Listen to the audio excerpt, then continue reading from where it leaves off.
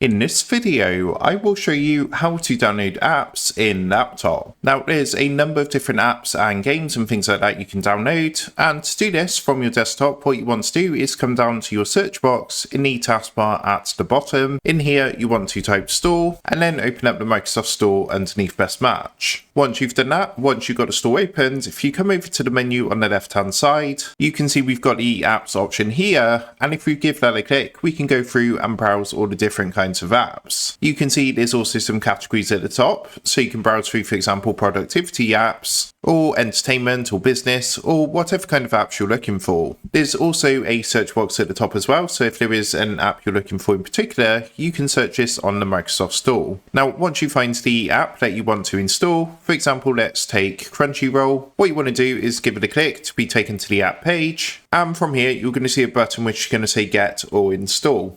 So all you need to do is simply click onto that button, give it a minute or two to prepare and start downloading and installing. And once that's done, you're going to see the blue open button, so you can open the app. You can also find this on your computer or laptop by using the search box, again in the taskbar at the bottom. So you can see if we type the app name into here, it's going to come up underneath Best Match. And then we can open this and start to use it on our laptop. So that's how to download apps in laptop. Make sure to like, comment and subscribe for more Windows and simple tech tutorials. And with that being said, I will see you in the next video.